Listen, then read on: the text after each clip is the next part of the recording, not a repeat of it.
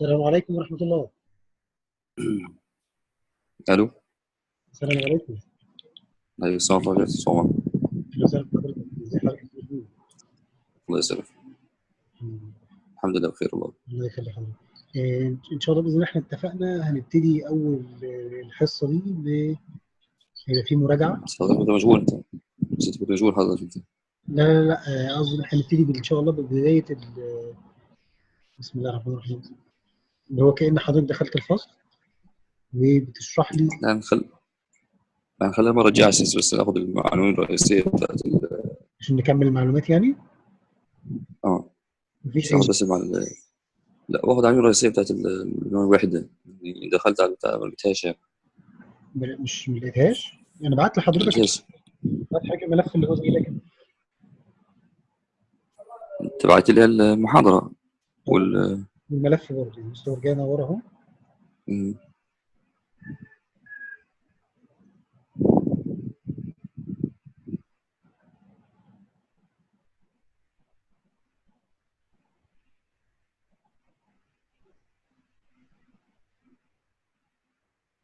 أهو الملف ده هو اسمه جروبينج. كان في جروبك ده. هو ده. حضرتك فتحته هتلاقي فيه نفس الكلام ده اللي هو اللي هو جروبينج associated properties لا، فاهم فاهمك. بس اللي هو اللينك اللي هو بتاع بتاع البي دي اف. الوحدة نفسه. اهو البي دي اف. اهو اللي فيه على طول ده. ماشي خلاص. لو انا دوست عليه اهو. ايوه أهو. ايوه ده اللي ايوه، هو ده. انا كنت بعته تمام. لحضرتك موجود اهو في الواتساب. خلاص ماشي. انت حضرتك دورت عليه ما لقيتوش. ايوه. مش مشكله، احنا ممكن نكمل كله مع بعض بس نعمل مراجعه سريعه كده على الكلمات اللي بتاعت المره اللي فاتت.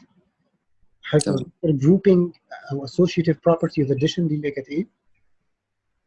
Grouping excessive probability of addition.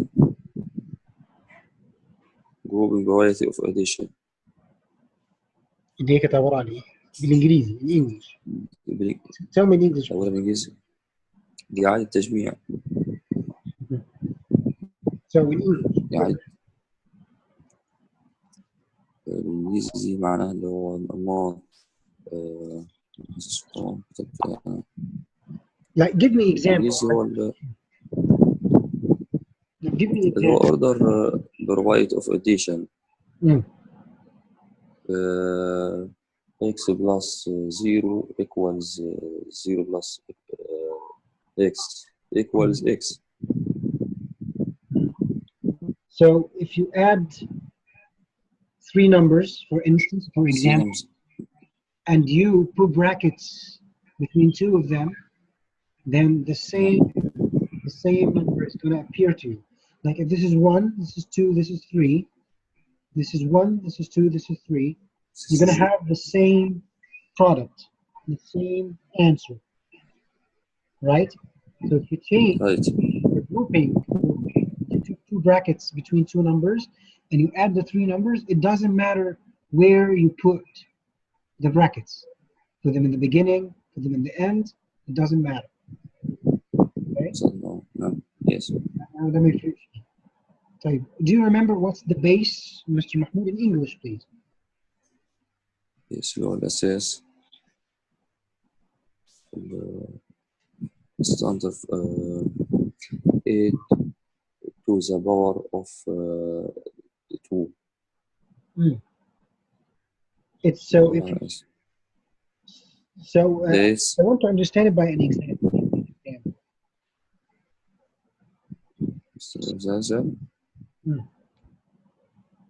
So if I have 10 to the power of 2, where is the base? Base under the power. So 10 is that under the 2. Because 10 to the power of 10 is under the 2. Right.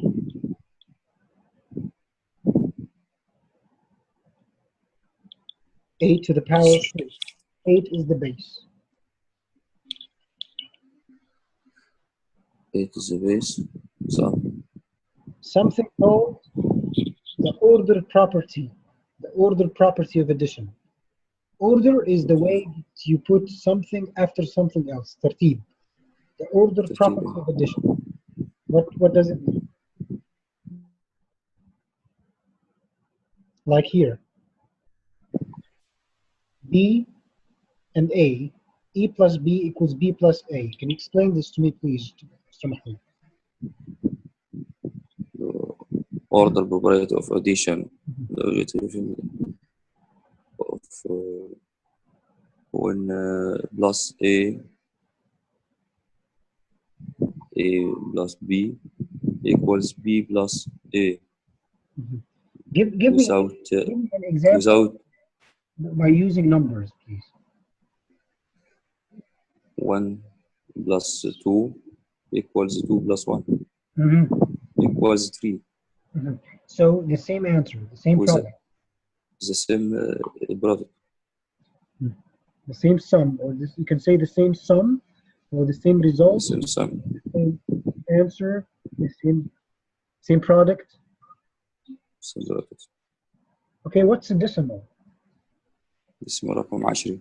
ال10. Yes, a decimal number. Decimal numbers of decimal points. So give me an example of a decimal number, please. 5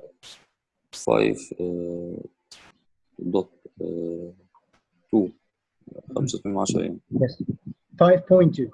5.2. Point. 2. Point 2, yes. Point 2.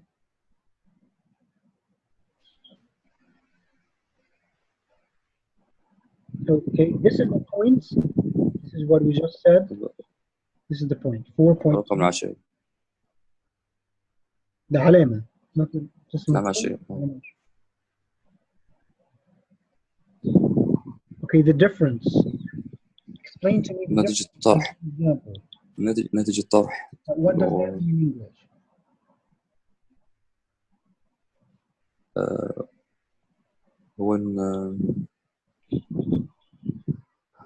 when subtraction for 7 subtracted by 4 equals 3. 3 is difference. So 3 is the difference between 7 the difference and 4. Between 7 and 4.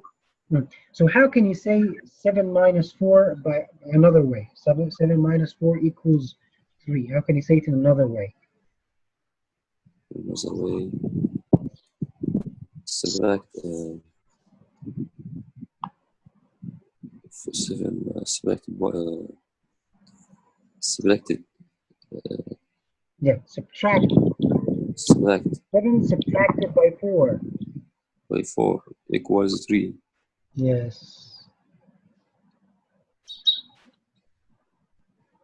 Equation. What is an equation? Give me an example of it. 2 expressions.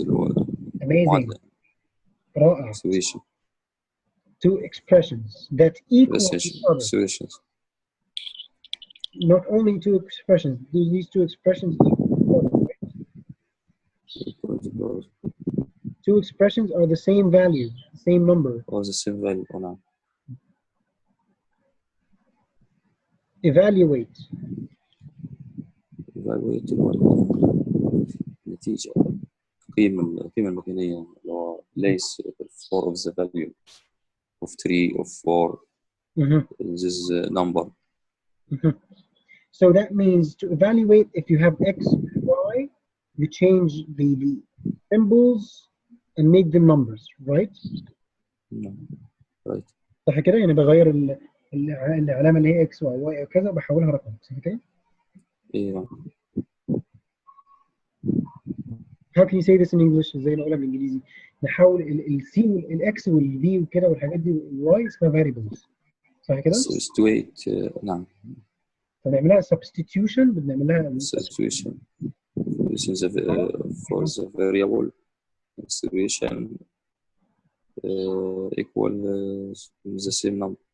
The same. يعني يتقال ازاي نقول we substitute the variables by number. Substitute the variable by number. Expanded form.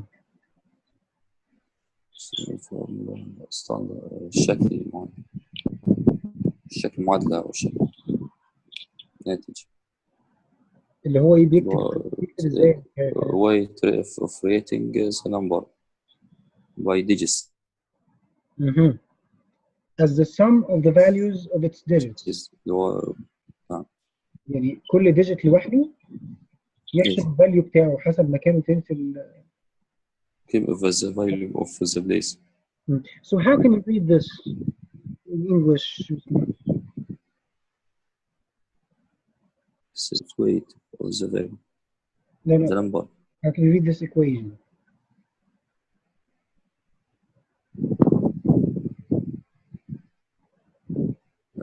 Hello? How can you read this, Mr. Mahmoud? Between the brackets 4 multiplied by 1000 plus 8. 4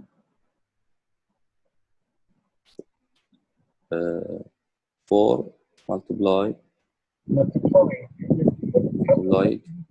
1000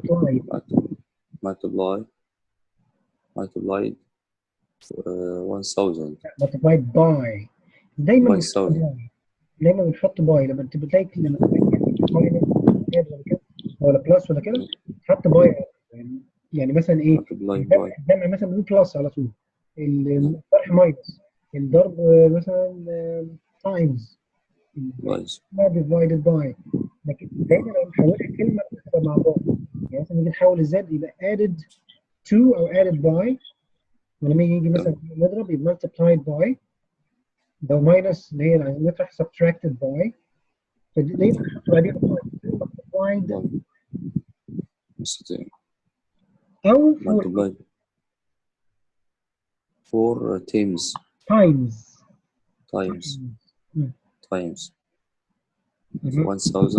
plus 8 multiplied by 100 plus 5 multiplied by 10 plus 2 multiplied 1.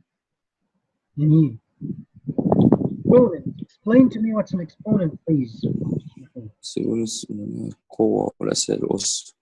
Okay, what does that mean? Give me example. Writing the number by the variable to the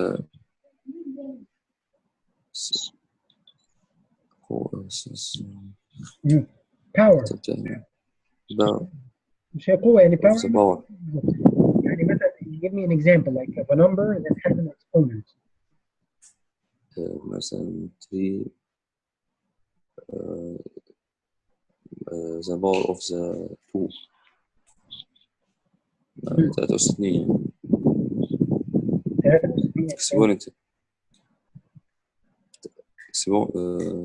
3 the power of the 2 3 to the power 2 to the power 2 لو 10 أس 4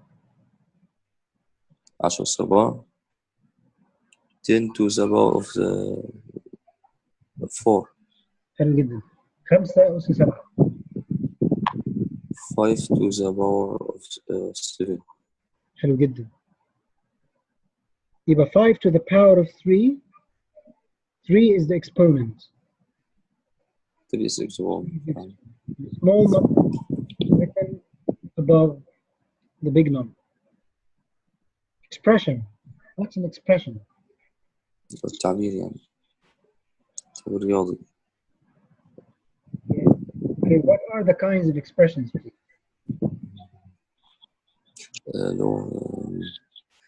Using writing number by using variable. Number variables or any combination. Yes. Combinations of numbers. Variable and operations science. Science. رقم variable متغير any combination of numbers أو أي مجموعة من الأرقام variables برضه مجموعة من المتغيرات operation signs وعلامات العمليات الحسابية مثال 19 ده عبارة عن expression لأنه number. expression 19 is an expression because it's a number. x Why x is x an expression? no, it's not variable. It's a variable, right? What's x? Variable. Variable. A minus 10. Combinations of numbers. 5n to the power of 3. نفس اللي هو combination of numbers. Okay. Identity property of addition. Property of additions خاصيته عنصر محايد اللي هو في الجمع اللي هو x plus 0 equals 0 plus x equals x. Perfect. A period. What's a period? اللي هو القيمة المكانية. The value of يعني مثلا هنا ال period فين؟ In English, where is the period here? Explain to the students this number, say the number, all of the number, then tell me where are the periods.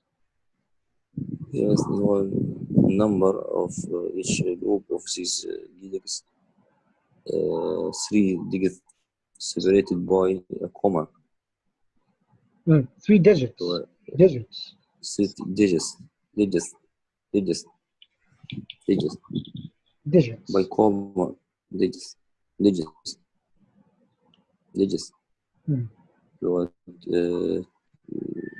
3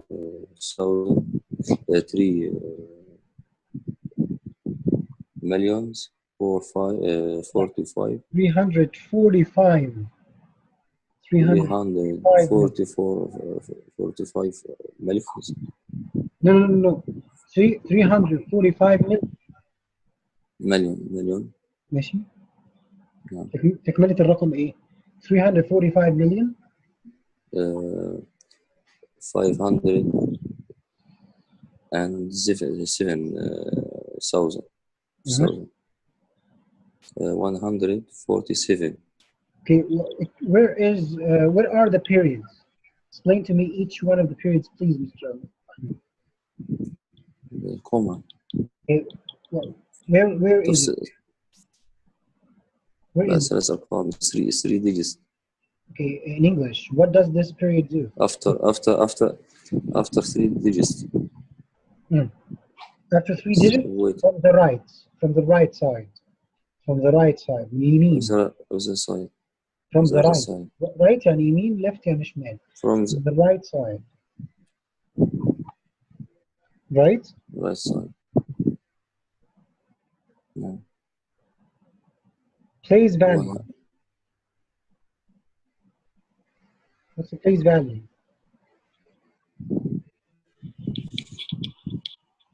اسم اللي هو الكلمة المكانية. لا. So what is the place value of 8?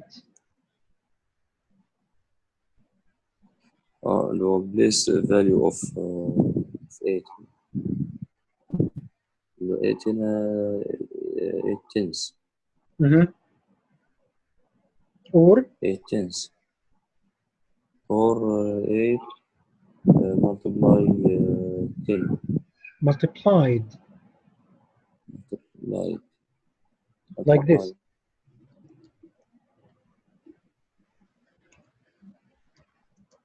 Multiplied by. Multiply.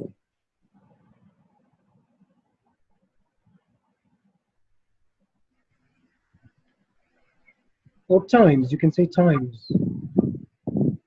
Power of 10. What's the power of 10?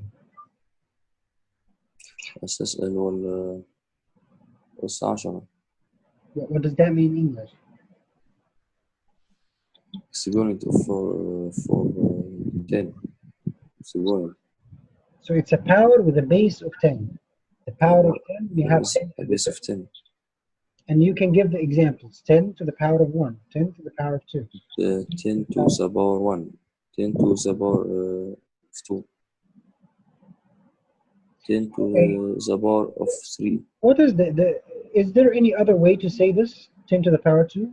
There is another way. When something is to the power of 2, you can have another way of saying this. 10 times 2. No, it's 10 squared. Squared. Square.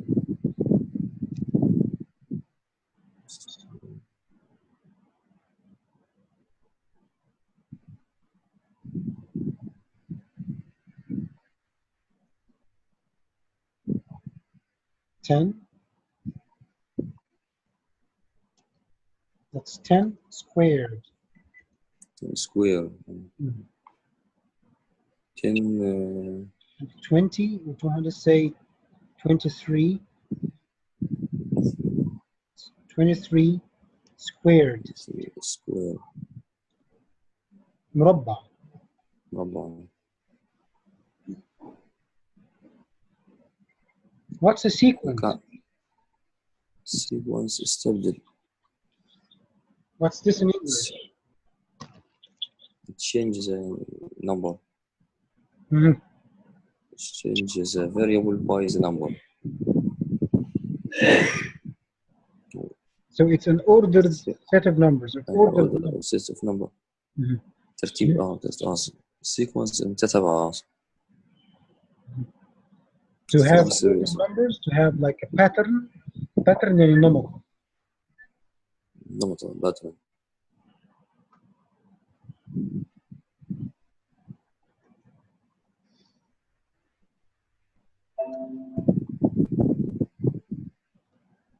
pattern. طيب standard form. standard form هو يعني كتابة رقم بس بشكل معين. A way of writing a number, use all the digits. Like 254 becomes 200 plus 50 plus 4. That's called the standard form. Sum, what's a sum? English. ناتج جمع اللي هو addition for addition. So the result is the number of plus. Explain this. Result of additions. When plus 3 plus 7 equals 10. 10 is sum. Good. 10 is a sum. Okay. The sum. A variable. What's a variable? متغير. variable. Letter that represents a number. You can say a letter that represents يمثل أو a letter that shows a number in an algebraic expression. Very good. طيب خلينا نخش كده.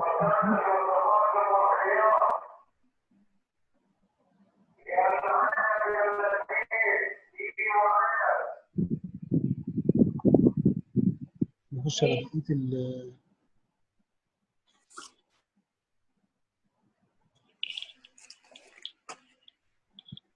نخش على الوحدة الثانية إن شاء الله.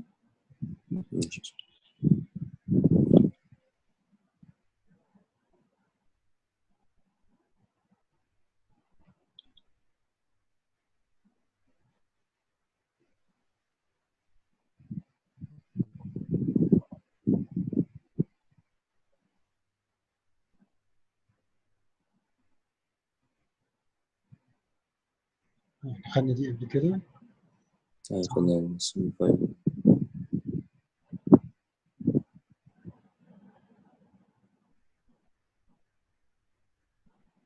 احنا برضه ممكن محتاجين نراجعها برضه.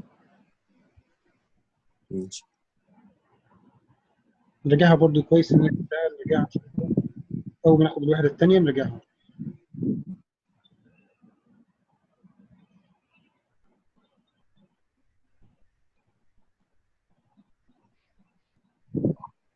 الوحدة الثانية اهي.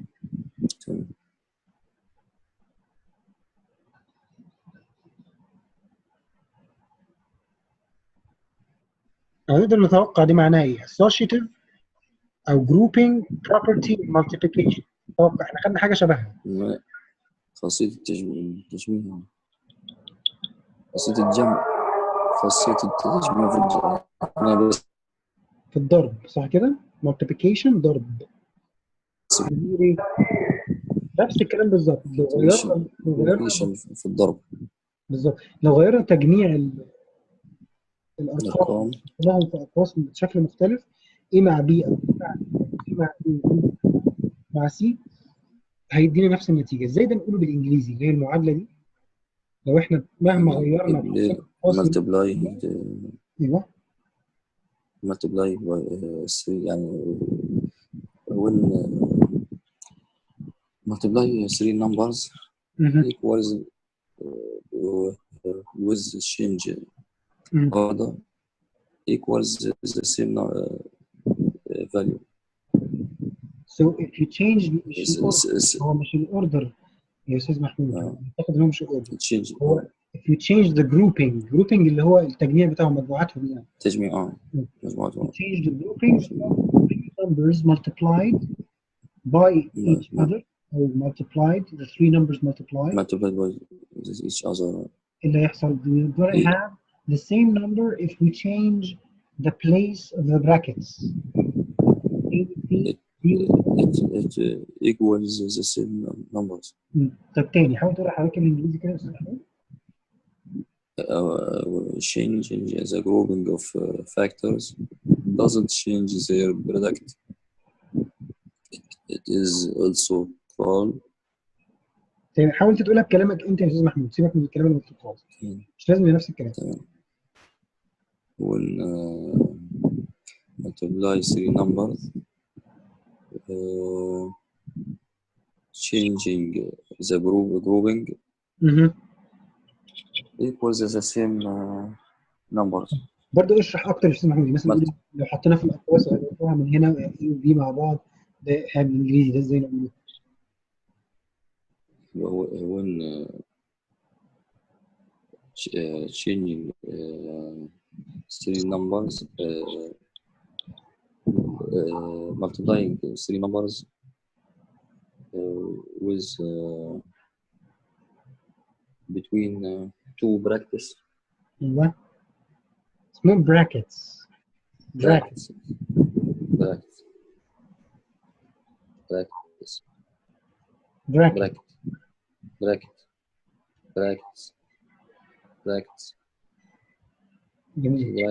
So if we put two numbers into brackets like A and B together, it's gonna be each other. You will result of the same number. مع بعض صح؟ If we put A and B together نعم together. يعني مثلا هنا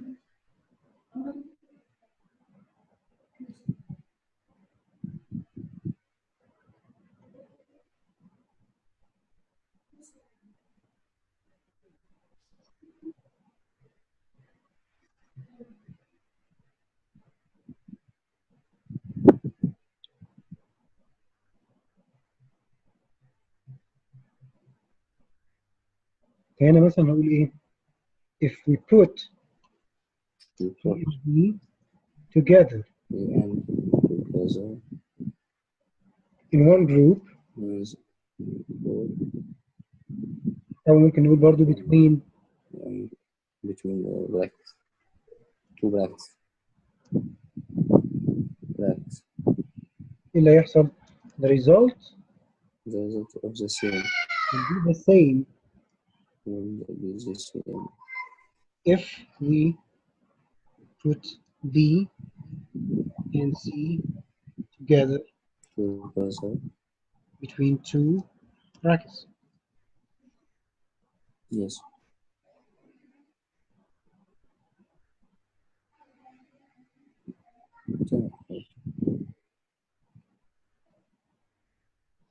هنا بقى cumulative property of multiplication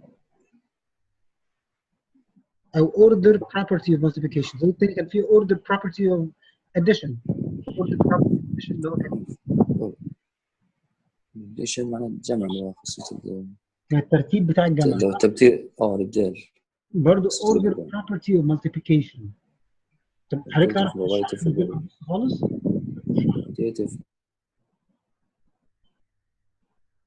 order property of multiplication.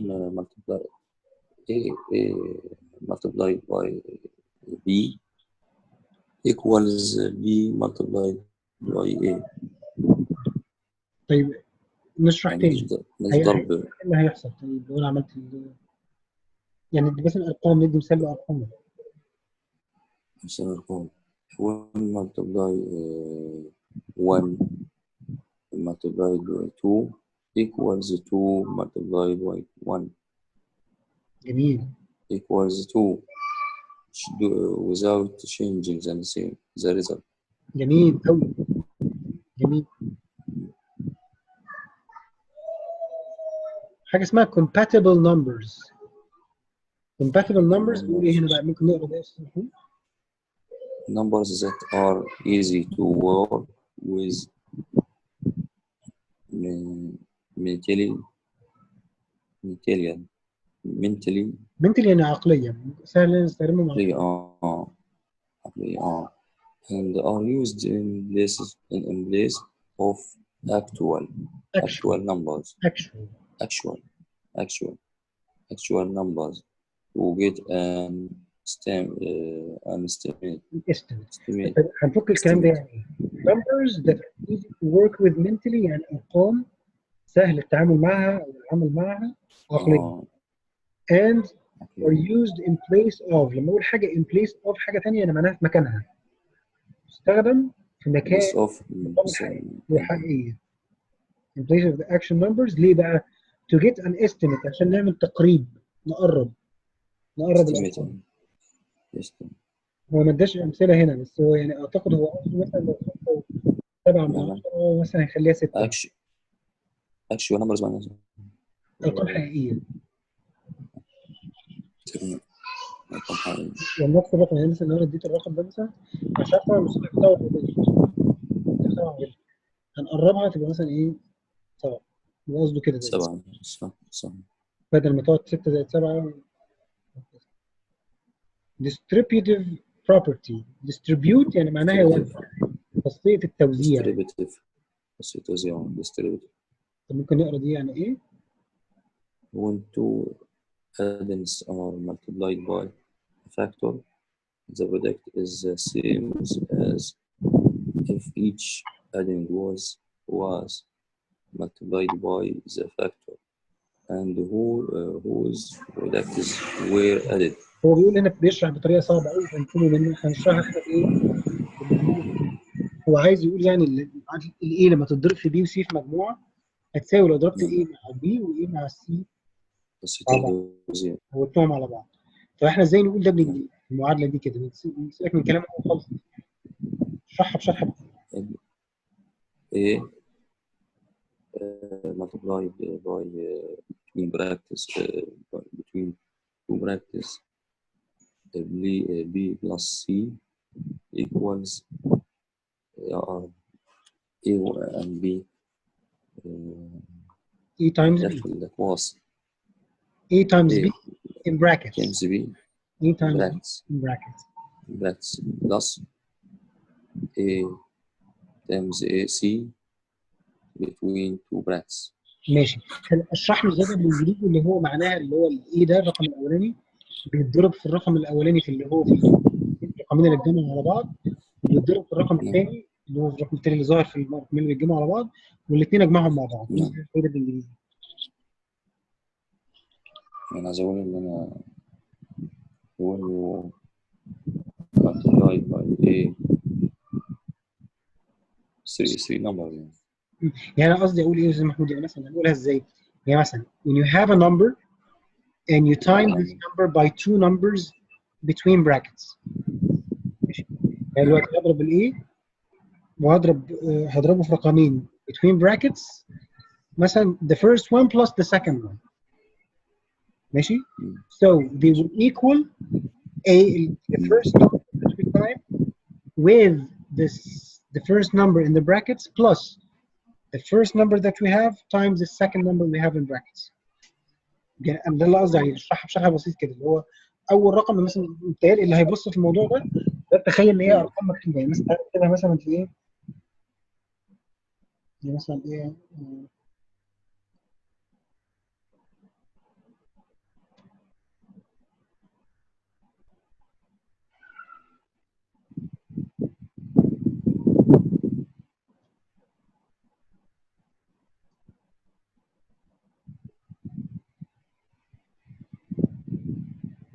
أربعة multiplied by 5 plus 4 multiplied by 4.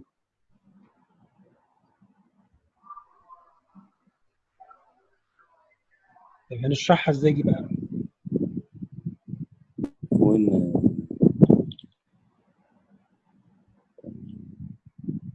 multiply 4 multiplied by 2 brackets between the brackets 5 plus 4 equals 4 multiplied by 5 plus 4 multiplied by 4. جميل. انا اقصد يا استاذ محمود ايه، تخيل انت بتشرحها قدام السبوره كده، فكانك بتشاور بقى، بتقول مثلا ايه الرقم الاولاني ده انجليزي طبعا 4 هتضربه في First 5. number. ايوه ايوه. The first number will multiply by two numbers between two brackets. مالهم 5 بقى؟ plus 4. الاثنين زي بعض. Two numbers added added to each other يعني متزودين على بعض. ايه اللي هيحصل بقى؟ equals 4 multiplied by 5 added أو لا انا مش قصدي كده يا استاذ، قصدي انك بتشرح له بس مجرد انك بتقول له، قصدي بتشرح له كانك بتشرح له قانون. بتقول له اللي هو انت عندك رقم اولاني اهو، هتضربه في رقمين زي بعض، فلما تيجي تضرب هتروح ضارب الرقم الاولاني اللي عندك ده كويس، بعد كده تزوده على الرقم الاولاني مع الرقم الثاني اللي في الاقواس. ده اللي قصدي اقوله، مش مجرد بس عندنا معادله، عايزين نخليها يعني نخلي المعادله ترتبط بالقانون. كده بشرح اللي هو التوزيع اللي هو distributive.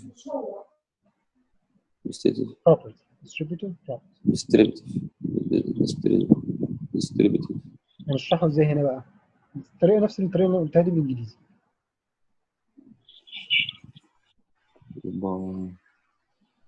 التوزيع يعني تخيل انت حاجات بتقولها بالانجليزي كده كانك بتقولها بالعربي، بس الفرق انت هتروح تترجمها حاجات بسيطه، اللي هو الرقم الاولاني the first number will distributed by this in the practice. The numbers of the practice. Numbers between brackets. Between brackets. Two brackets. عايز أقول كده نتوزع the first number 5 and 4 على 5 and 4. So you're saying the first number is going to be distributed numbers by the 5 and 4. So explain to me more. I don't understand this, Mr. Mahmoud. Please explain to me. What happened in the first expression? The second expression. Second expression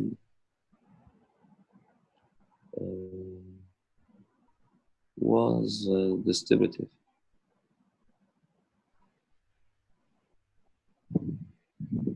The first number was first expression. صح، تعبير صحيح was distributed. صح. ماشي. Give me an example بقى، ايه اللي حصل؟ 4 ضرب الرقم جوه الاقواس دي، نقولها ازاي؟ ضربناها في اول رقم جوه الاقواس، بعد كده زودنا عليها 4 multiplied by 5 and plus 4 multiplied. مش مجرد بس ارقام، اشرح لي مثلا 4 الرقم اللي هو ظهر قدامكم ده على الشمال ده، نعم ضربناه في الاقواس، اول رقم جوه الاقواس اللي هو الخمسه، بعد كده رحنا زودنا من زائد وضربنا الرقم الاولاني اللي هو ظهر قدامكم 4 first اشرحها ازاي؟ the first number multiplied by الرقم ده احنا فاصل the biggest of the between two brackets and the same number multiplied by the second number in two between brackets.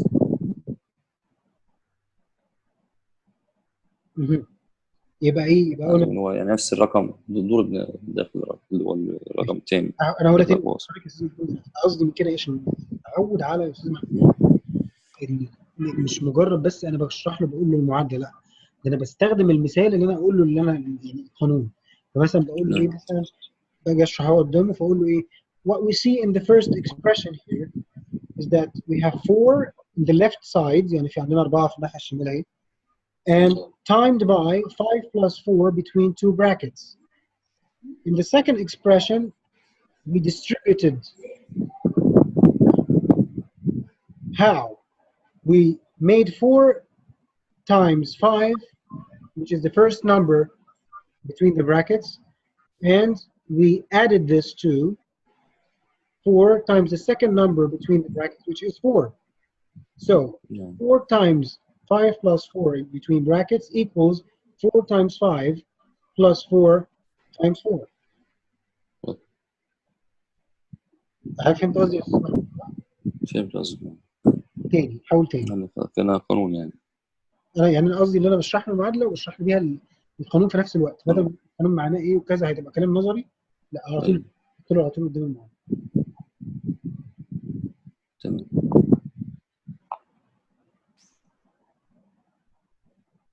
تاني يا استاذ محمود. But the first number distributed by two numbers between two brackets. 5 added 4 in the first expressions.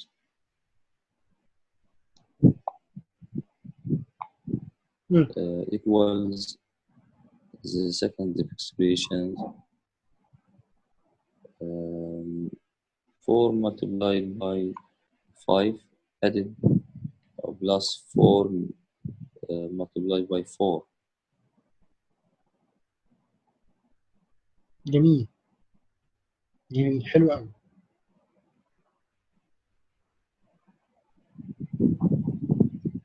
ده اللي هو اسمه distributive property. distributive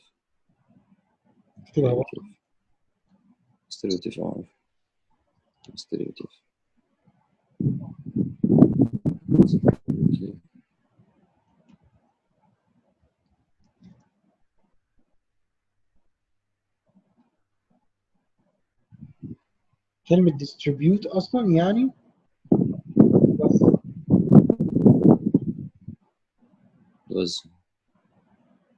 divisible، يعني indivisible. divide يعني معناها إيه؟ يقسم حاجة. to divide this cake، to divide this، أنا أقسم الكيكة. divide the money، أقسم الفلوس. divisible بقى معناها إيه؟ يقبل القسمة. قسمة divisible. فهنا هيشرح ده معناه إيه؟ One number is divisible by another is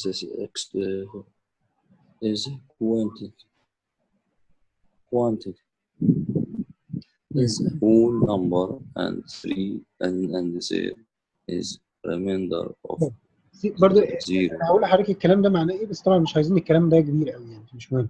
one number is divisible by another يعني رقم يقبل القسمة على آخر. تمام. if the quotient يعني معناها اللي هو القيمة يعني is a whole number. الرقم ده رقم صحيح. whole number يعني رقم صحيح. whole number.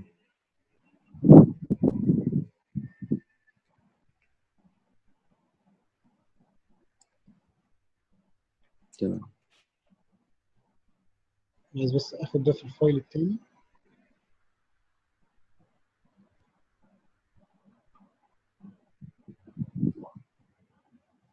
whole number whole يعني كامل. ايوه رقم صحيح. هو مثلا I ate the whole cake. وانا اكلت التورته كلها.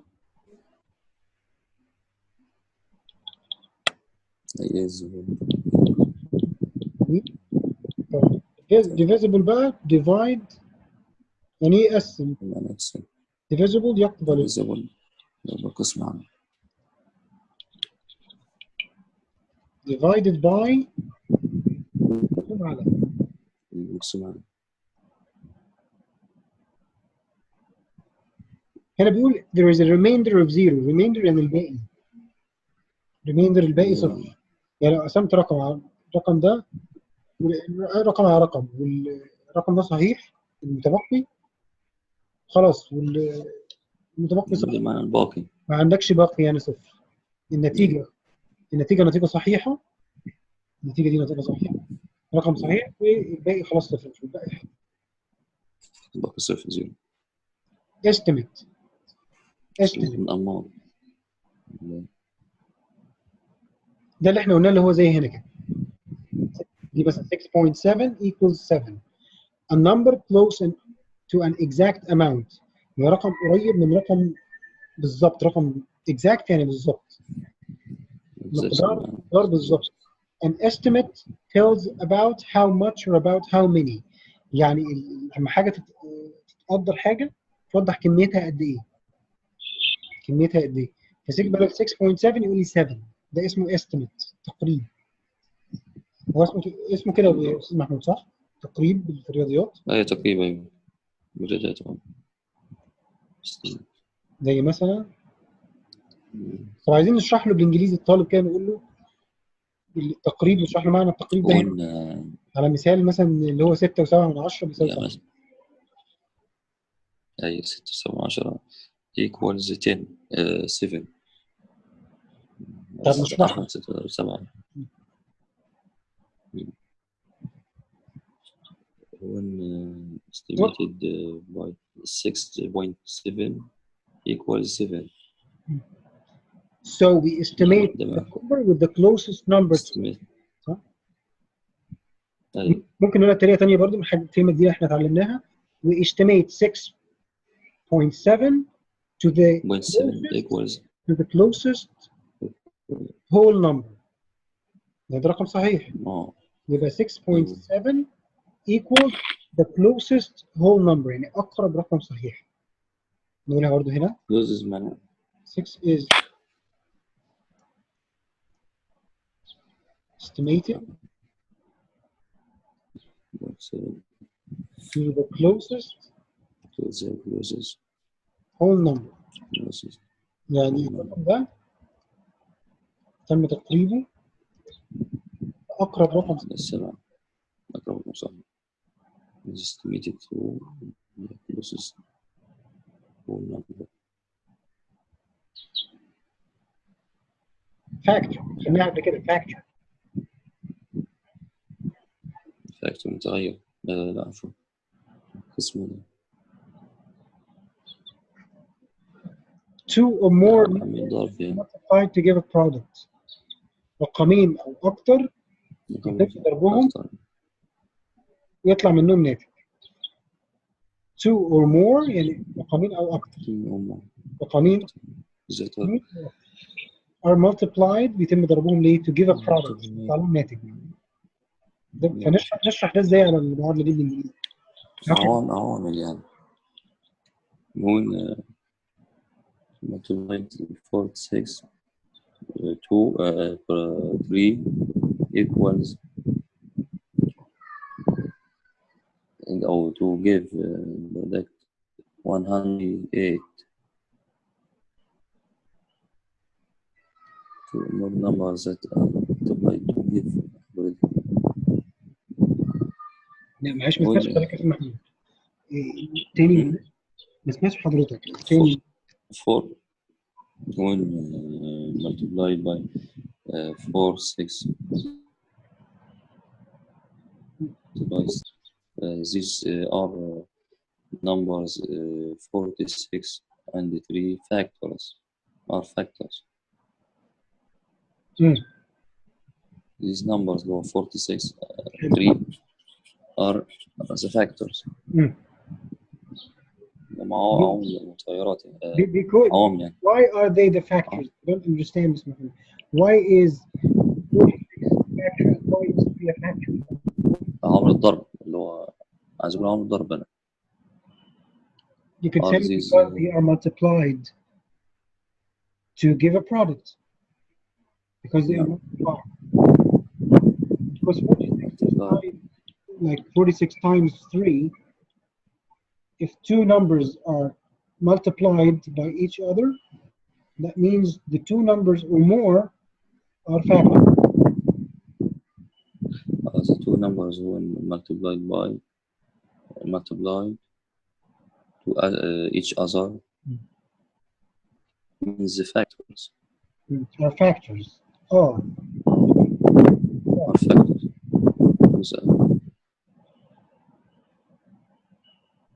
يعني عايز اقول هم اللي عاملين الضرب وهم اللي صح عاملين الضرب.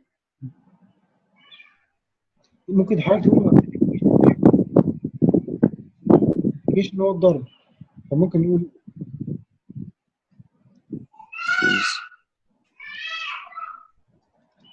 multiplication factors عامل الضرب.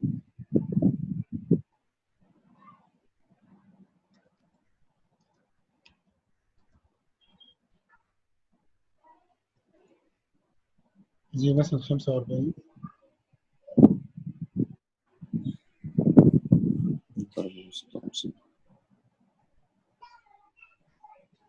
طبعا دول هيبقوا multiplication factors قدامهم. نعم. front end estimation هو هيشرح هنا ده ايه ده؟ مقدمة estimation while looking at the biggest the greatest place of each number. تقريبا يعني تقريبا تقريبا عدد 10 decimal points decimal numbers. بنقرا ده ازاي؟ يعني 744 45 would be 3000 أو 3 بس عايز أقول closest whole numbers. جميل. using front end estimating. هي 3000 دي لو دي نقطة، لو دي كانت نقطة كده دي اسمها decimal number لو كانت نقطة، لكن دي اسمها ايه حضرتك فاكر؟ period. فاصلة period. بس انا مش محتاج اقولها لان هو مفيش ارقام بعدها يعني فهي 3000 على طول. ايوه. هنا برضه 745. هو انا فهمته منه اللي هو بيقرب الرقم بقى مش لل يعني ملوش دعوه اللي بعد كده الرقم ايه هو خلاص. ايوه رقم. لو كان الثلاث ارقام دول كان هيخليها 700 ودي كان هيخليها 40. طب ازاي نشرح ده بالانجليزي؟ مثلا للطالب لو كانت الاربع ارقام دول فاحنا بنقول 3000، لو كانوا 3 بنقول 700، لو كانوا 2 بنقول 200، لو كان واحده خلاص نخليها زي ما هي. ازاي دي نقوله؟ هو جرب ينزل 3 بس 3000 نقول estimated the decimal numbers each other such as مثلا 3745 would be 3000. كويس قوي. ندي بقى بقيه الامثله على الارقام. لو كان ده مثلا رقم نشيل الثلاثه مثلا نعمل 725. نعم.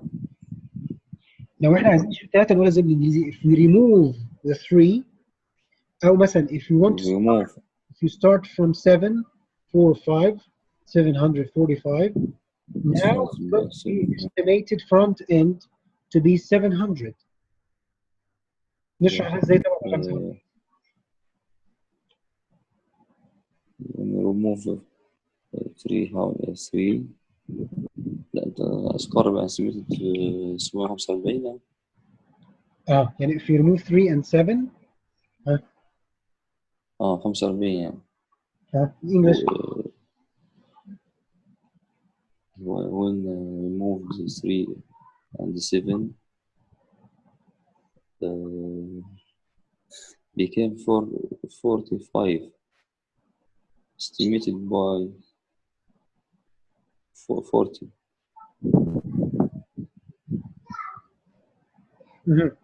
So if we remove the first two numbers 3 and 7 we have the number 45 which is going to be estimated front to end to be 40.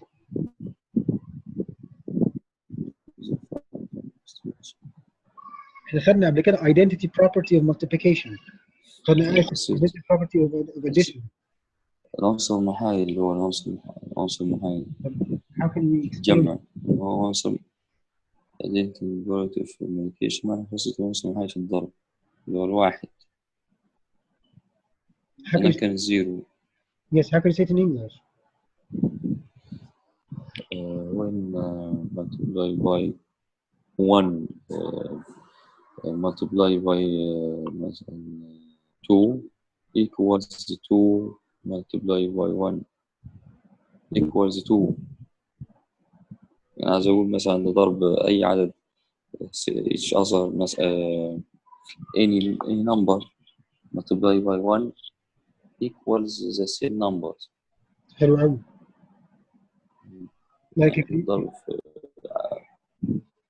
يعني A multiplied by 1 equals 1 multiplied by 1 A equals A. The same solutions. The same result. So if you multiply any number by 1, you're going to have the same result, the same number that you multiply by 1. جميل قوي. Order of operations. ترتيب العمليات. هنا بقى بيشرح اللي هو نقراها مع بعض كده. Rules for the perform يعني أقوم بتنفيذ أو تطبيق عملية. performing يعني معناها اللي هو تنفيذ يعني. rules يعني قواعد تنفيذ العمليات الحسابية. ليه بقى؟ عشان cause يعني معناها because to simplify يعني نبسط expressions.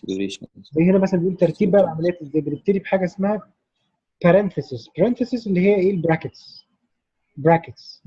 we start by brackets then exponents then multiplication and division from left to right then addition and subtraction from left to right.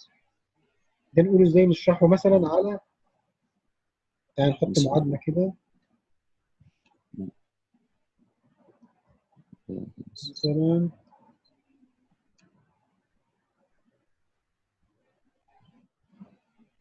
قص مثلا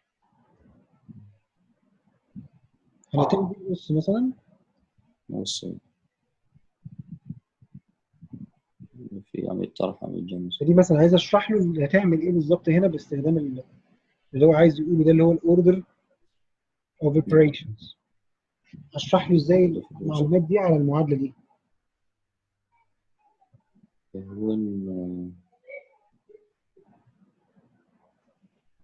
تطبيق على بيرفورم بس في اسمها خارج بعيد قوي. when performing operations used the first operations عايز أقول عامة فك الأقواس بريتنس بربارت عايز أقول عامة الأقواس فك الأقواس. We start by the brackets. start by the brackets. نبتدي بالأقواس. brackets. brackets بتساوي الكلمة اللي هو الكبيرة دي parenthesis. brackets هي brackets معنى الأقواس brackets. The second مش brackets brackets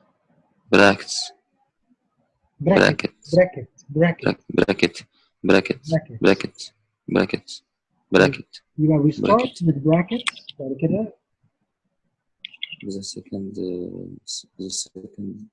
operation. هو بدل ما حضرتك تقول the second قول then يعني بعدين then used exponent of the power of the number. We start with the exponents. لو قوة الأس then عملية الجمع والaddition before subtraction. عايز أقول عملية الجمع قبل عملية الطرح. Then addition before subtraction.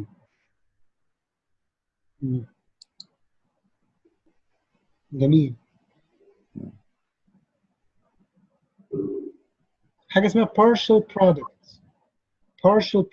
يعني جزء. partial product اللي بيقول ايه هنا؟ Combinations of numbers with two or more digits. The product of each digit in one factor and the other number. مش ضرب يعني. يعني هو عايز يقول multiplication of numbers عملية ضرب الأرقام. two or more digits. لو أنا معايا رقم قيمة واحدة. أو رقمين. The product of each digit يعني نتيجة كل digit لوحده اللي هو 4 دي أو 8 دي مثلا ده digit وده digit. in one factor and the other number يعني هو ضرب ال 48 دي في 23 هيبتدي مثلا يضرب 3 في 8 في 24 ضرب 3 في 4 زي 12 زودها ده اسمه partial product زي ما تقول كده نتيجة جزء. ده برضه partial product نتيجة جزء لما زودهم على بعض ادى بقى ايه البرودكت بقى. انا عايز اشرح له ده بالانجليزي اقول له انت عندك رقمين بتضربهم في رقمين هيقول لي الرقم ده والرقم ده اسمه partial product ودي اسمها النتيجة النهائية. اشرح له بالانجليزي وده اسمه partial product.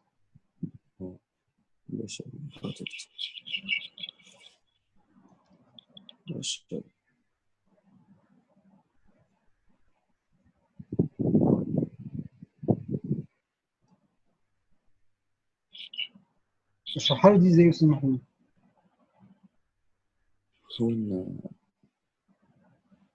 بكلامك انت الكلام ده اصعب من لو احنا حطيناها بكلامنا احنا وخلاص اللي هو لو ضربت رقمين او رقمين في رقم تبتدي تضرب بقى ارقام في بعض اشرح له كانك بتشرح بالظبط واحد بيعرف عربي.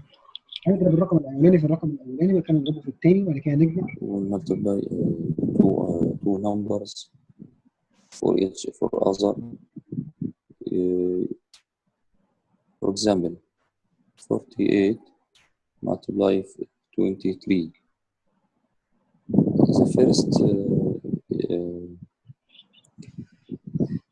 The first result عايز أقول ناتج الضرب يعني بداية ناتج الضرب. ممكن نقول مثلا product احنا قلنا الناتج يعني product ده multiplication. يعني 144 the partial products. partial products.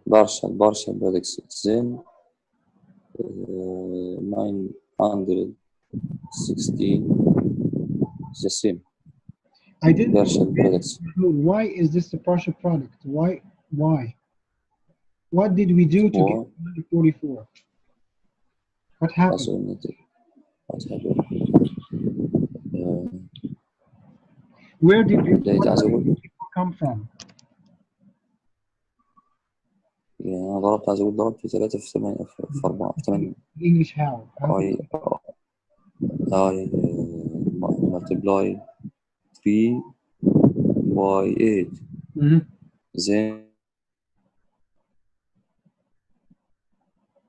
Then 4. Mm-hmm. The same multiplication 2 multiply 2 multiply by 8, then 2 multiply by 4. The result of predict the predict 144 is perishable products as other 1060 perishable products. Mm-hmm. The whole predicts 1104. So the first number is a partial product, the second number is a partial product, and we added them together. The first one plus the second one. The result was 1104, and that's called the product. يا اما product اللي هو الناتج، يا اما اقول the final product. The final product. طب الرقم ده اسمه 1000 1000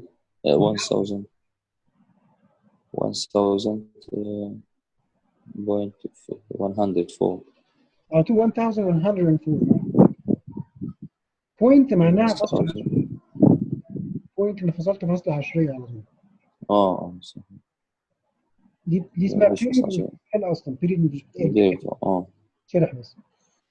اللي هو 3 ديجس 1104. كوتنت اللي احنا قلنا كلمة مجعلصة وقالها شرحها، اللي هي the result in division.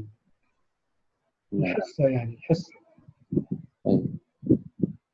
نشرح ازاي الكوتنت عبارة عن ايه. اسمه ايه؟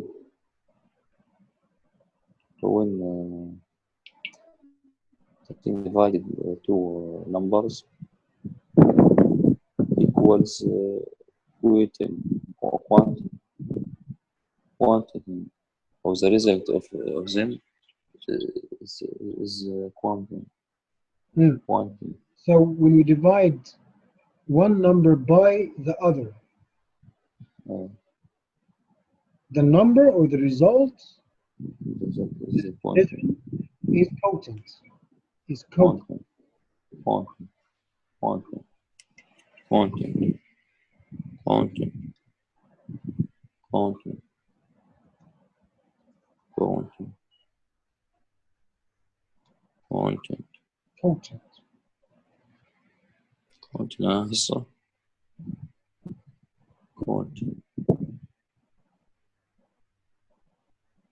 remainder اللي هو الباقي المتبقي.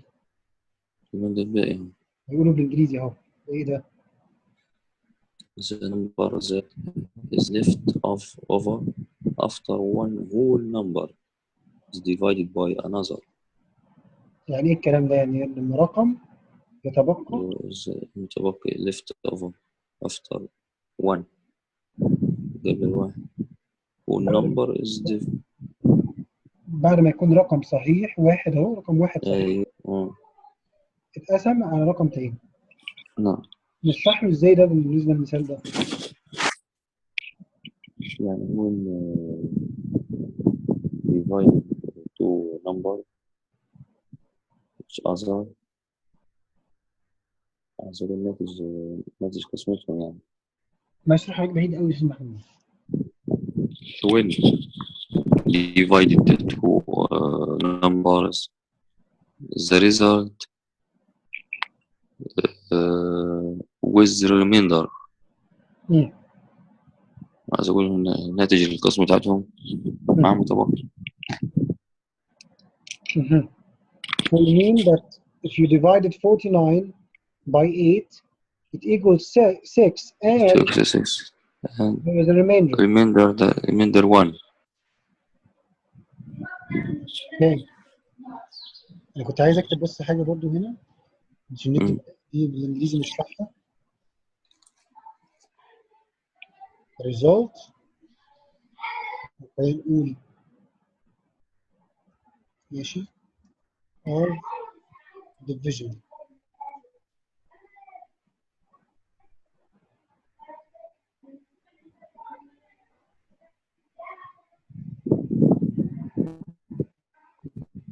remainder متوقع.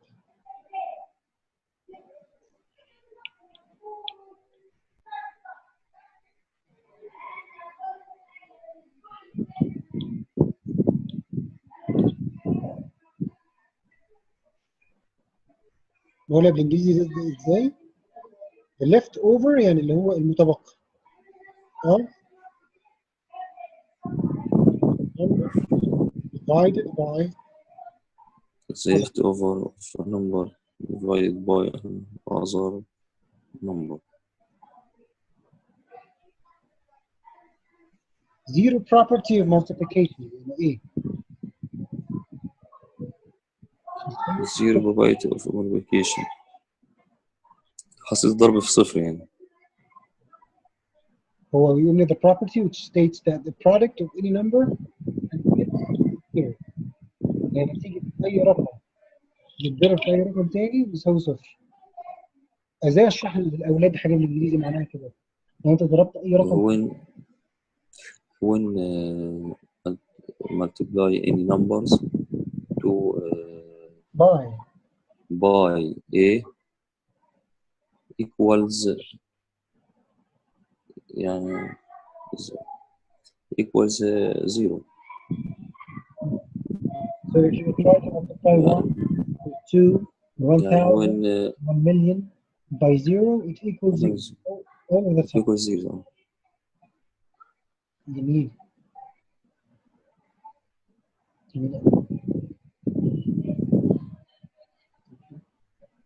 كنا قلنا عايزين نرجع هنا.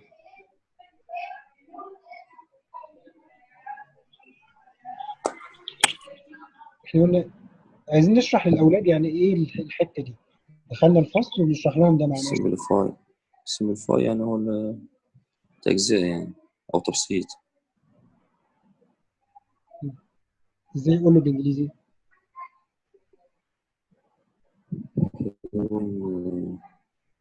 this simplify to لو عايز أقول كسرة يعني ماشي كسرة.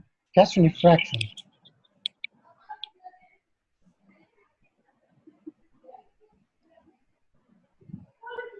fraction.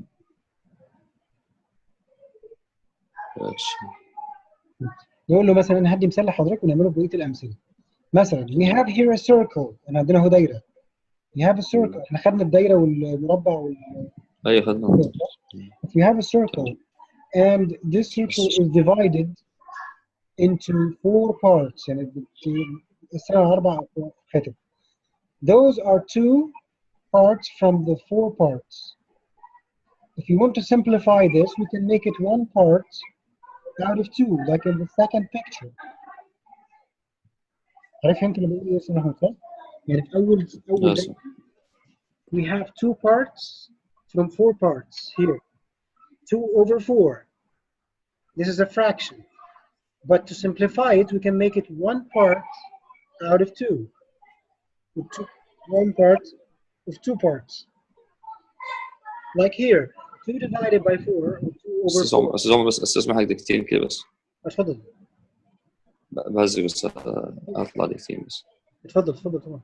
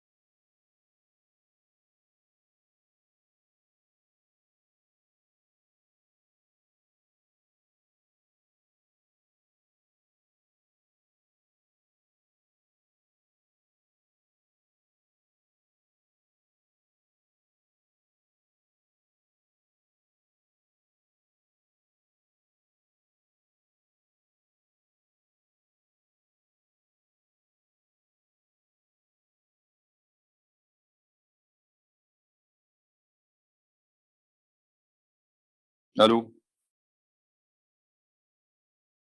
الو. السلام عليكم مستر عمر. وعليكم السلام ورحمه الله وبركاته. معلش اسفين انا ازعاج والله، معلش انا طلتك انا شويه. الله يخليك. الله يخليك. كنا بنتكلم على نشرح ده بالانجليزي. سمبليفاي. لو انا قصدي دايما من كل حاجه من الحاجات دي يا استاذ محمود، مش فكره طبعا مصطلحات حضرتك طبعا يعني العفو مش هقول لحضرتك حاجه، يعني انت ما شاء الله الماده العلميه مع حضرتك، بس انا اللي عايز يعني اركز عليه ان ازاي اللي احنا نتكلم كلام بالانجليزي مع الطلبه. مثلا الدايره دي فيها كذا متقسمه 4 اقسام، ففي قسمين نخليهم قسم واحد، فازاي نقول الكلام ده؟ تقدر يعني نحاول محاوله كده يا استاذ محمود؟ The circle هنا مقسمة divided by two parts. تمام. two the fraction أنا the fraction 2 and 4 we will simplify 2 multiply 1 and 4 2 and multiply 2.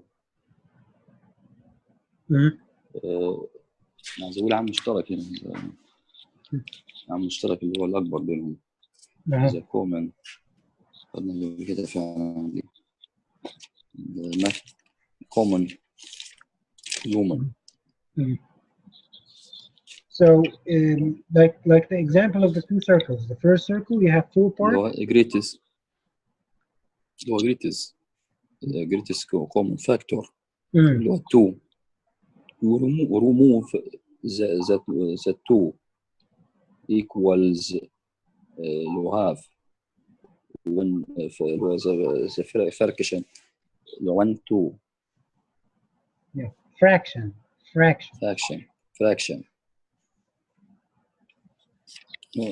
يعني احنا قلنا تبسيط الاثنين على 4. Very good. يبقى اللي هو اسمه ايه تبسيط؟ simplifying. فيهم برضه ده common denominator.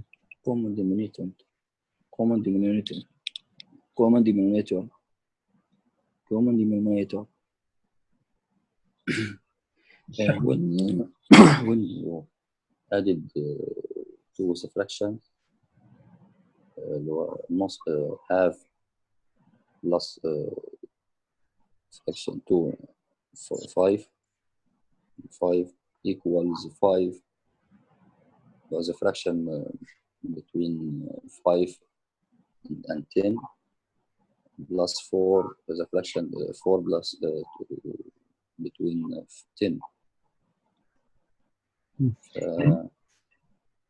يعني ممكن اشوف ممكن اقول لهم ايه؟ when we have two fractions and the denominators are not the same، يعني لما يكون المقام هنا والمقام هنا مش زي بعض. same. We have to have a common denominator by having a number that can be divided by the two numbers. لازم كده ده ينفع نقسمه على الرقمين، صح كده؟ مثلا ندي مثال مثلا على الرقمين دول يتقروا ازاي؟ الرقمين دول اولا يتجمعوا ازاي ويساووا ايه؟ نقولها ازاي؟ نشرحها ازاي؟ هو النص زائد 2 على 5. نص يعني ايه؟ half بالظبط. plus 2 على 5 يعني 50. عايز اقول 15. 2 over 5 يعني يا اما نقول 2 over 5. 2 over 5 او نقول 2 fifths. 2 fifth يعني خمس. 50. 2 fifths يعني 50. النص اسمه half، التلت اسمه third.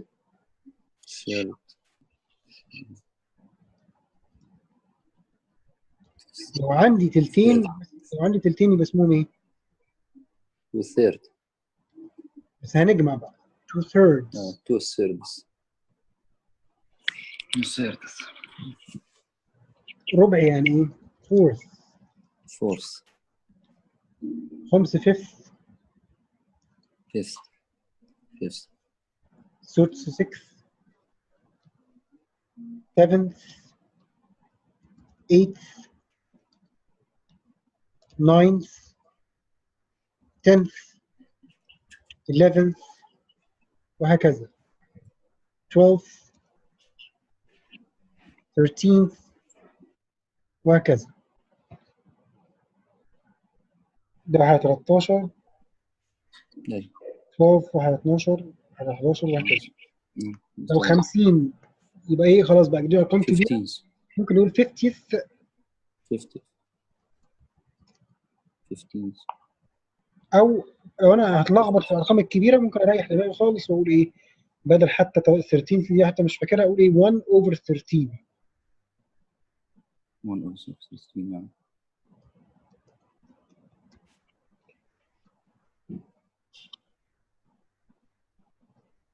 مثلا دي 1 over 7 over 7 over 7.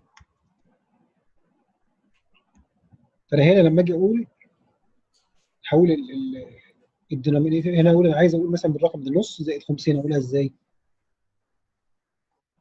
نقول half plus 2 fifths 2 fifths 2 fifths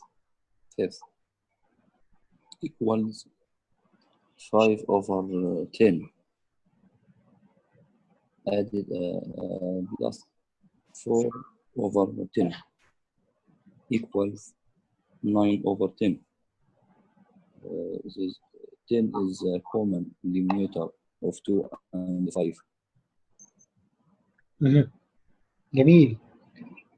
المشترك اللي بينهم. greatest common factor. greatest common factor القاسم المشترك الأكبر. تعال نعملها المثال على رقم 12 ورقم 18.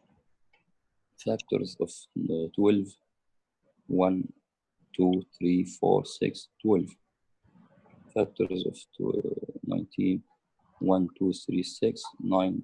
So Mr. Mahmoud, what does it mean to have factors of 18? I don't understand. What's the meaning of factors of 18? factors of 18 Yes. عمر 18. What does that mean in English? I don't understand. What does that mean? Explain to me, please. عمر 18. So 1 and 2 and 3 and 6 and 9 and 18, these are the factors of why are these? When multiply two numbers each other, you will result of t. نتيجتهم يعني نتيجة ضربهم يدينا 18.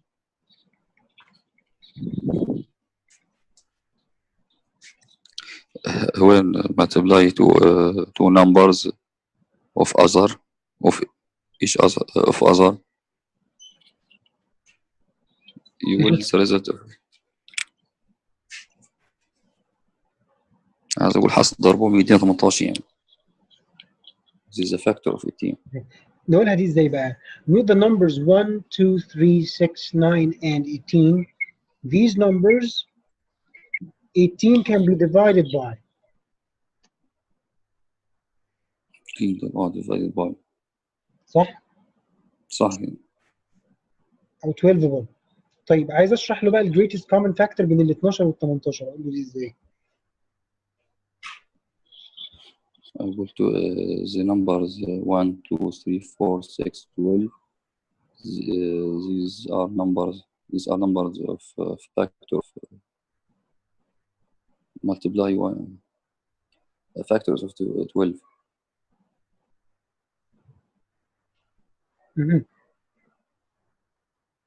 So برضه ليه؟ I don't understand why is 6 the common factor? Why common, is the greatest factor? 6 is the greatest common factors. Why? Yes. أقوله أصغر عن الورق أهم مشترك الأكبر بينهم يعني. Okay, in English, why? I want to know. المشترك اللي هو the common factors So you of can 12 these are the highest numbers that are common that 18 and 12 can be divided by. يعني دول اعلى رقمين. 18 و 12 هم اللي زي بعض بالمتشابهين، عند 18 و 12 ممكن يتقسموا على بعض. اي divided by. كويس قوي. هو الاختصار بتاعها GCF اللي هو Greatest Common Factor. GCF العكس بقى Least Common Multiple. least common multiple اللي هو العامل المضاعف اشتراك اصغر. multiplies of 12 and 24 36 45 48 16 78 multiplies of 18 60 36 54 72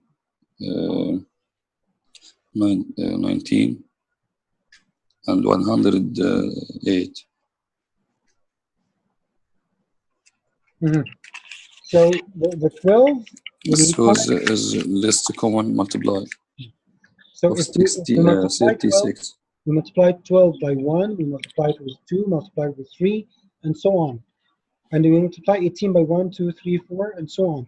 The least common multiple for them 36. Congruence. What's congruence? congruence المضلع المتشابهات.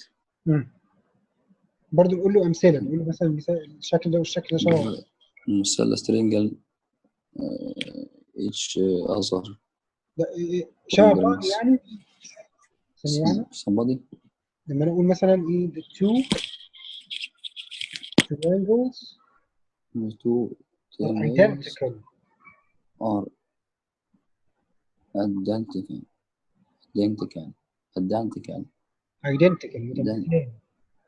identical. طب لو متشابهين بقى؟ regular لا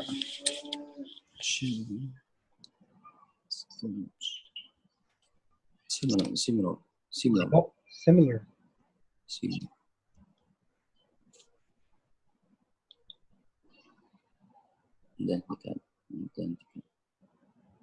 جميل. طيب هنا عايزين نفهموا النسبة يعني ايه بقى؟ او علامة النسبة. 25%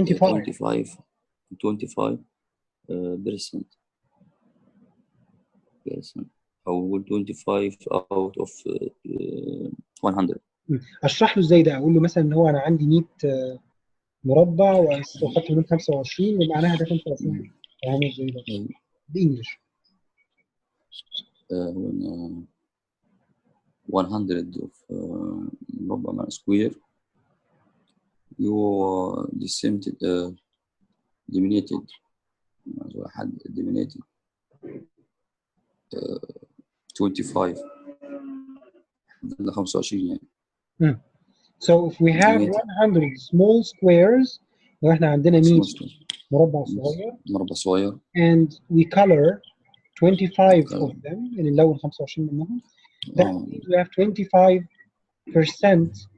of the squares are red 25% منهم لونهم احمر يبقى 25 out of 100 أو 25%.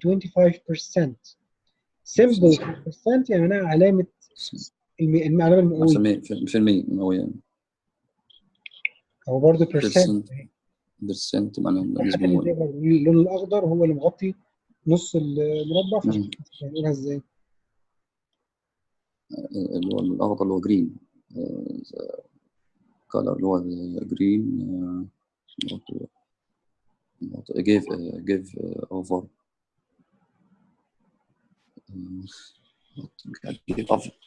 give up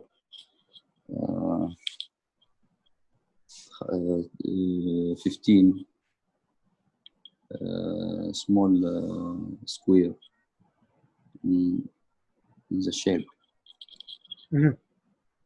So half of the squares or half of the circle they are in green and they are 50% of the square or 50% of the circle.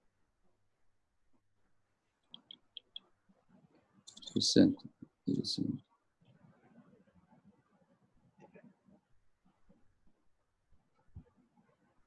Improper fraction. Improper fraction. Improper fraction. improper يعني غير ملائم. وعامل هنا 15 على 6 6 على 3 16 33 يعني كله البسط اكبر من المقام، لكن هنا العكس، فهنا بيقول لك ده improper fraction مش ماشي مع نفسه improper fraction مش نفس العملية. divisibility اللي هو التقسيم يعني.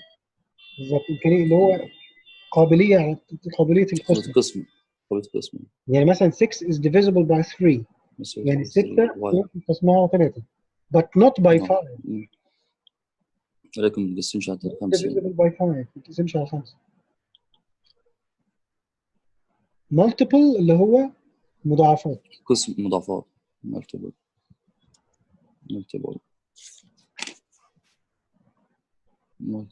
multiples of 12 and 24 36 44 16 72 multiples. I don't understand, Mr. Mahmoud. Why is it 12 the multiple, one of the multiples of 12 and 24 or 36? Why? What is the meaning of multiple? multiples المضاعفات. أنا عايز أشرح له بقى يعني بتضرب في كام بعد كده بتضرب في كام. when adding 12 to 12 plus 12 you equals 44 and added 12 for the أضيف المسألة 12 فوق 24 to add to 12 to 20 and commutative for 24 you will result of 36. So 12 times 1 equals 12. 12 times 2 equals 24. 12 times 3 equals 36. 12 times 4 equals 48. 12 times 5 equals 60. Right? And so on. 18 times 2, 36. So these are the multiples. These are multiples of 18. A factor. What's the factor? اللي هو العامل. To find the product I need to multiply factors. العوامل الضرب يعني. So factors are the numbers that you multiply by each other. If you multiply 2 multiplied by 3 equals 6.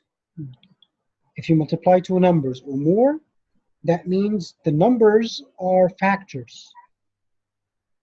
These are number of factors. Estimate نمط. So 12 times 18 is 10 times 20. It is a product.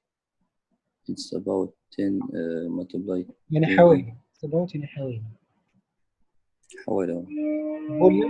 Volume معناه الحجم. 3-dimensional size of an object يعني. 3 size of an object معناه الحجم الثلاثي أو البعد الثلاثي يعني. How much space a container occupies. يعني الكونتينر ده الحاوية دي شايلة قد ايه؟ مكعبات يعني. حيز، شايلة حيز يعني شايلة حيز قد ايه؟ طب انا اقرا دي ازاي؟ انش ولا 144 متر كيوب. كيوبيك متر. كيوبيك متر. لو كان دي 2 كنا نقولها ازاي؟ سكوير. سكويرد.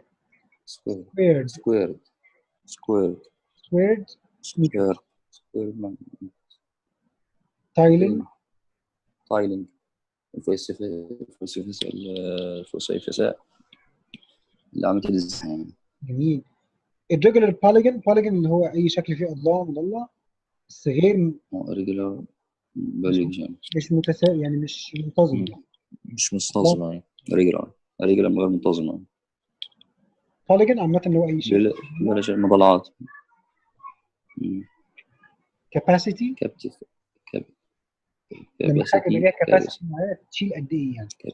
the capacity of the cup مثلا is 20 milliliters. تقدر حجم تتحول. ولا هي أكتر من حجم، لا هي مش حجم، هي تشيل قد إيه يعني. تشيل قد إيه مية مثلا، تشيل قد إيه من السوائل. حيز. بالظبط تشيل حيز. circumference. The circumference of the circle is the distance around the circle. محيط. بالظبط. طب نص القطر اسمه ايه؟ مليمتر. نص القطر اسمه diameter. القطر اسمه diameter. لكن radius أو diameter. باي. النسبة التقريبية. باي. طاء. هنا بقى بيقول circle graph يعني رسم بياني بالدائرة. رسم بياني، نعم. circle graph. هنا بقى cup. كوباية. اللي هو الحاء. باين. نوع برضه من الحاويات. كل دي حاجات مقاييس أمريكية فمش هتهمنا قوي. جالون اللي هو الجالون. الجالون ساعة. ماشي. لتر اللي هو اللتر. مليليتر. الملي يعني. كيوبيك سنتيمتر متر مكعب. الحجم. كيوبيك مكعب. مكعب. كيوبيك متر اللي هو متر مكعب. كيوبيك متر مكعب. نعم.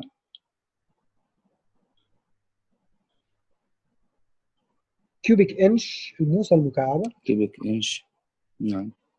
كيوبيك فوت. قدم مكعب.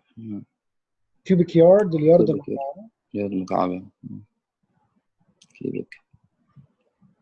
كيوبيك يارد. نعم. تمام. لو في حاجة مش واضحة في دي يا أستاذ محمود قول لي، أنا أراجعها تاني هنا أو ده برضه. ده تمام. هو فعلا مقاييس يعني. ميجر اوف امريكا. تمام. هناخد شوية ريدنج برضه. اوكي.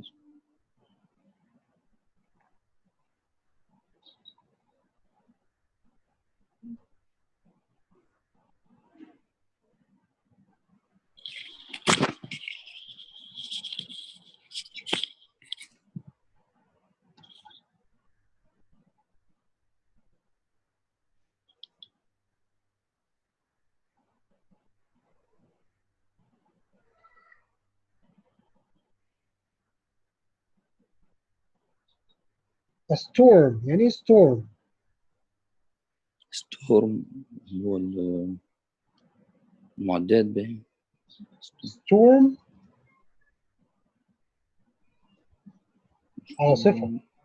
عاصفة. نعم. ستورم. طب رياح يعني ايه؟ ويندز. ويند. طب هواء يعني ايه؟ هواء. اير. كويس قوي. طب يتنفس يعني ايه؟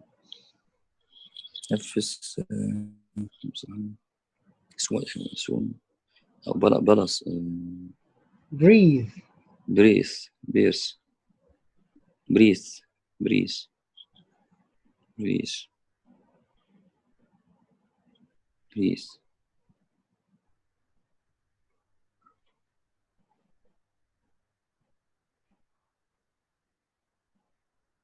طيب.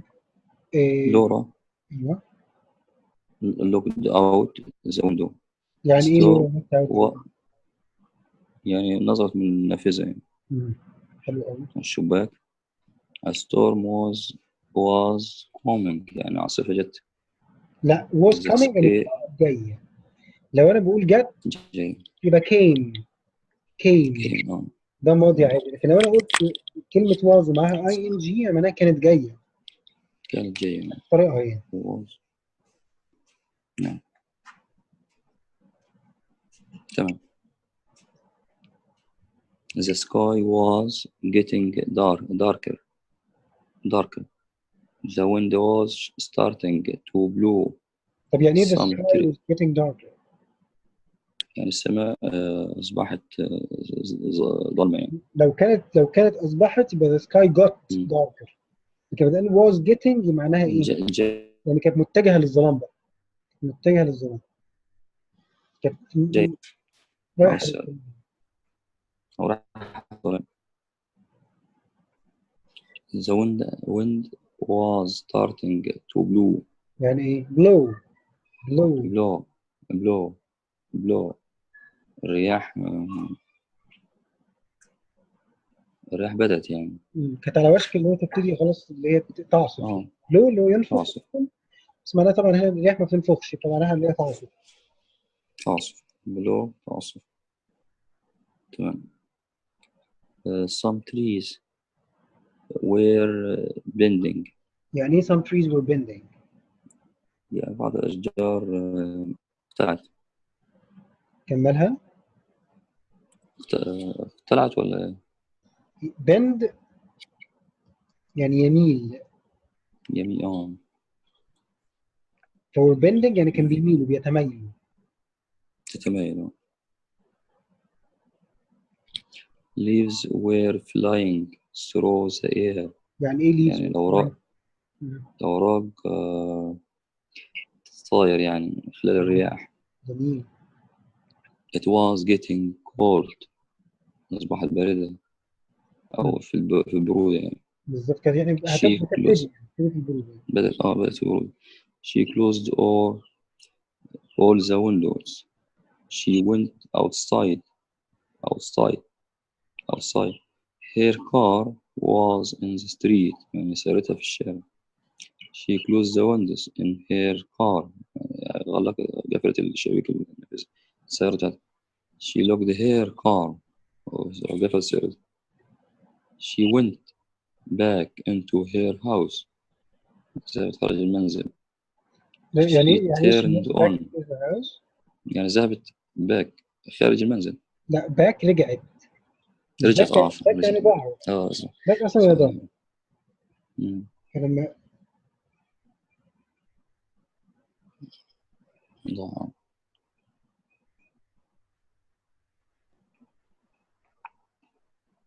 she came back مثلا معناها ايه؟ رجعت. she came back. She went back into her house. She turned on the TV. يعني she turned on the TV. turned on فتحت التلفزيون يعني. طب عكسها لو عايزين قفلت. turned off. She turned off the TV. كويس. She wanted to see the news about the storm. يعني عايزة تعرف أخبار عن العاصفة. كانت عايزة. wanted الماضي بتاع wanted. كانت عايزة تشوف الأخبار خاصة بالعاصفة. The TV person said it was a big storm. يعني اللي هو المذيع يعني الراجل قال إن في عاصفة. قال إن في بيج عاصفة كبيرة. He said it would rain aloud. تمطر الغزارة. طيب هو في هنا حاجة لو كان هو he said it will rain a lot يعني كان هو بيقول إن هي كانت هتمطر كتير. لكن would ليه قال would بقى؟ would يعني هنا معناها شيء مش مؤكد 100%. أنا مش بدي أعرف ده حاجة بتاعت ربنا. مش تأكيد. اللي هو تمطر. ممكن أبقى أنا توقعت اللي هي هتمطر بس ما تمطرش. نعم. He told people to stay home يعني قال إن الناس تقعد في المنازل. من أخبر الناس. طيب أنا هقراها. لارا looked out the window. وحضرتك برضه قول مثلا بعد إيه يا أستاذ محمود بعد كل جملة. لورا looked out the window. Laura looked out the window. A storm was coming. The storm was coming. The sky was getting darker. The sky was getting darker. The wind was starting to blow. The wind was starting to blow. Some trees were bending. Some trees were bending. Leaves were flying through the air. Leaves were flying through the air. It was getting cold. It was getting cold. She closed all the windows. She closed all the windows. She went outside. She went outside. Her car was in the street. Her car was on the street. She closed the windows in her car. She closed. She closed the windows in her car. She closed the windows in her car. She locked her car. She locked her car. She went back into her house. She went back into her house. She turned on the TV. She turned on to the TV. She wanted to see the news about the storm. She wanted to see the news about the storm. The TV person said it was a big storm. The TV person said it was a big storm. He said it would rain a lot. He said it would rain a lot. He told people to stay home.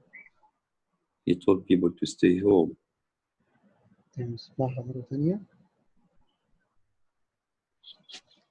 Lord out. في مشكلة أو حاجة؟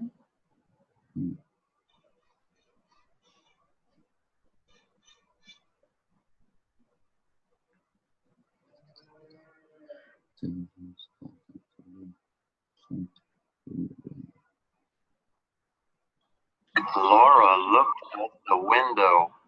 A storm was coming. The sky was getting darker. The wind was starting to blow. Some trees were bending. Leaves were flying through the air. It was getting cold. She closed all the windows. She went outside. Her car was in the street. She closed the windows in her car.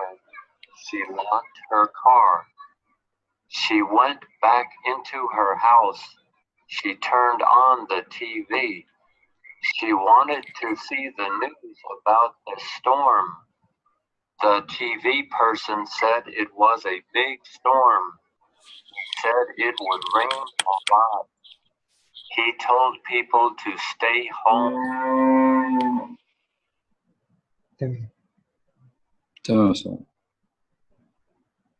لو حضرتك لو في أي حاجة مش واضحة قول لي يا أستاذ محمود على طول أنا أبينها. لا تمام بالنسبة للمحادثة اللي فاتت تمام. تمام جدا.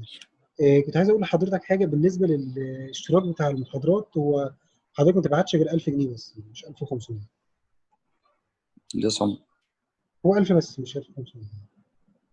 خلاص ما أنت شايفه بس اللي هتاخد حقك يعني. نعم. هشتغل حقك بس مش أكتر يعني. ربنا يكرم حضرتك. لا يعني. لا والله صح. لا والله صحيح. الله يعز حضرتك.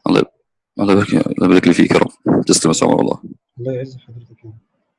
لا صراحة شاكر ليك والله. صراحة استفدت من الموضوع كده. الله يعز حضرتك. لو محتاج أي حاجة والله يعني أنا بقول حضرتك يعني اطلب مني أي حاجة وأنا زي مثلا الله يبارك فيك يا رب. على الواتساب كده.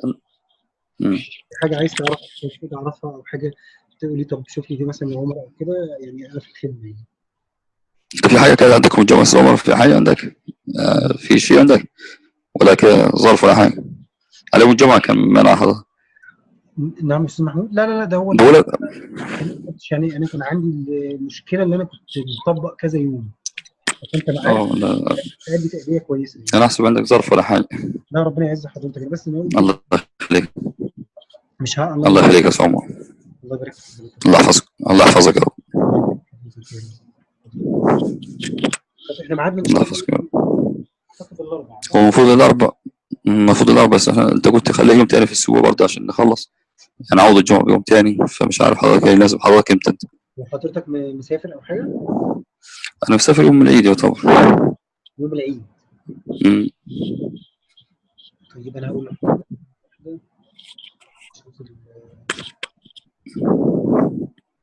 احنا النهارده الخامس دي صح؟